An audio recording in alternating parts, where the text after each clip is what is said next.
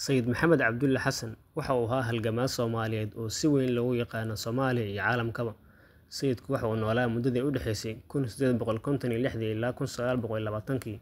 Waxa uu ahaa hogaamiyihii Darwiish lana dagaalamay gumeystayaashii Ingiriiska, Talyaaniga iyo Xabashida, isagoo kula dagaalamay deegaanada Somaliland, Nugaal iyo Taleex. Sayidka oo caddaanka ugu yeeraan Maad Mullah oo ah wadaadkii waalnaa, waa sheeko kale oo Soomaaliyeed oo taariikh dalkeenu ku faano, baal dahabna ka galay. Sayidku wuxuu dhashay sanadkii 1856 gugii la magacbaxay Gobaysane, oo ahaa gu barwaaqo ah, dad iyo dunyaba waxay dhashay hanaqaad noqdeen. Wuxuu ka dhashay balliga la yiraahdo Sacma Deeqo oo Buuhoodle ka tirsan. Quraanka wuxuu ku bartay gurigoodii, cilmigana waxa uu ka raacday xirfad dhigi jirtay Nugaal. Abaarihii 1892 waxa uu u kacay Maka iyo Madiina, waxayna isu raaceen 13 wadaad oo ay isku xir ahaayeen.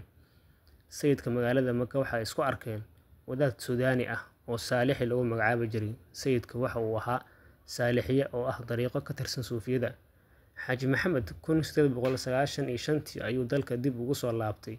Markii uu dalka soo caga dhigtay, Berbere ayuu Ingiriis canshuur ugu diiday, isagoo kor u qayliyay kuna afceliyay ninkii caddaanka ahaa, wuxuuna ugu jawaabay, adiga yaa cashuur kaa qaaday markaad halkan ka soo degtay. Dabadeedna afceliyihii ama turjubaankii baa ku yiri Ingiriiska, waa wadaad waalan iska daa. Sidaa daraaddeed waxaa Ingiriiska ku magacaabay ama ay u yaqaaneen wadaadkii waalnaa. Daraawiish 20 sano ayay duurka ku jirtay, mar la jebiyay iyo mar ay guuleystaanba. Xabashi, Ingiriis iyo Talyaani intaba fowda ayay isdareen. Heshiisyo badan oo la galay ayaa noqday kuwo lagu guuldareystay. Sayidka gabayadiisii waxaa ka mid ahaa 9 nin oo walaalo ah sideenaas, 8duna bah gaar tahay sidiinaas, ninkuna bah gaar yahay sidaydaas, 8duba ninkii siri sidiinaas, ninkuna sirtii garan sidaydaas, haddaynu is siri sideennaba ma iska kala tagnaa sideedaba. 1900 ilaa 1920 41 goobood ayay ciidamada daraawiishta iyo Ingiriiska fooda isku dareen. Kuwii ugu waaweynaa ama dagaalka xumo ka dhacay waxaa ka mid ahaa Afbakayle, Fardhiidin, Cagaarweyne, Daratoole, Jidbaale iyo Dulmadoobe. Duulaankii koowaad iyo kii labaad oo bilowday 1899 waxa ay dhammaadeen Oktoobar 6, 1902. Goobihii Ingiriiska iyo sayidka ay ku kulmeen waxa ugu waaweynaa Afbakayle iyo Fardhiidin. Ingiriiska intii ay socdeen labadii duulaan ee hore waxa u korodhay waayo aragnimo dheeraad ah, waxayna ogaadeen xoogga daraawiishta oo ah mid aan si dhayal ah loo loodi karin. Juulaay 3, 1903 waxaa dhammaaday dagaalkii saddexaad oo intuu socday sayidka iyo Ingiriisku bari iyo waqooyiba ku dagaalameen. Dagaalkii afraad waxa uu ahaa mid ay xoog ugu qayb galeen maraakiibta dagaalka, waxaana Ingiriiska go'aan ku gaaray in sayidka sidii dowlad xoog badan oo kale loola dagaalamo. Goobaha la isaga hor yimid intii duulaankaasi socdeen oo daraawiishta Ingiriiska isku haleeleenna waxaa ugu caansanaa Beerdiga, Cagaarweyne, Daratoole, Taargooye iyo Jidbaale. Dowladda Ingiriiska waxay isku dayday inay sayidka u isticmaasho siyaasad la mid ah tii ay u adeegsatay boqoradii Hindida ee ahayd in maal badan la siiyo iyo mushaar joogto ah. Hase yeeshee may suuragelin. Dagaalada caanka ah ee dhacay waxaa ka mid ahaa dagaalkii lagu dilay taliyaha ciidamada Ingiriiska ee Richard Cofield.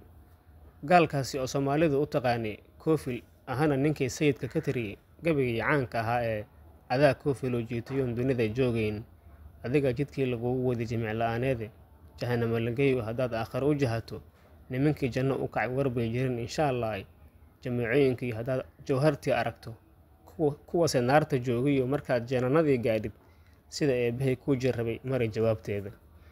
Ciidamada Ingiriiska ee barigu waxba way ka tiri waayeen sayidka, waana u soo dhaweyn kari waayeen qalcadihii Taleex iyo kuwii kaleba. Sayidku wuxuu ku caanbaxay tabo iyo taatiko dagaal. Ugu dambeyntii sayidka waxaa lagu soo kacshay dayuurado dagaal, waxaana weerarada hogaaminayay Dhame Duuliye Gordon, wuxuuna cadowga isticmaalay diyaaradda nooceeda ahaa DH9, waxayna duqeeyeen Taleex, Jiidali iyo xarumihii sayidka oo dhan. Sidaas darteed daraawiishtu waxay ahaayeen urur gobonimo doon ah ee adduunyada ugu horreeyay ee dayuurad lagula dagaalamo. Sayid Maxamed intaa kadib wuxuu soo aaday dhanka iyo koonfurta. Allah u naxariistay, sayidku wuxuu ku geeriyooday aagga Webi Shabeelle, degmo ku taala gaar ahaan degmada Imey, sanadkii 1921. waxaana la xiriiray geeridiisa xilliga inuu la xanuunsanayay duumo iyo qandho oo daraawiishtu si ba'an u haleeshay. Maanta geerida sayidka waxaa laga joogaa 100 sano iyo ka badan. Dadkii uu sayidka dagaal kula jiray Muqdisho ayay nala joogaan. Caddaankii waxa ay noqdeen saaxiib, halka midowgii isku bedelay walaal. Maxaa loo la'yahay hogaamiye noocaas ah iyo in Soomaaliya ay Soomaali u taliso?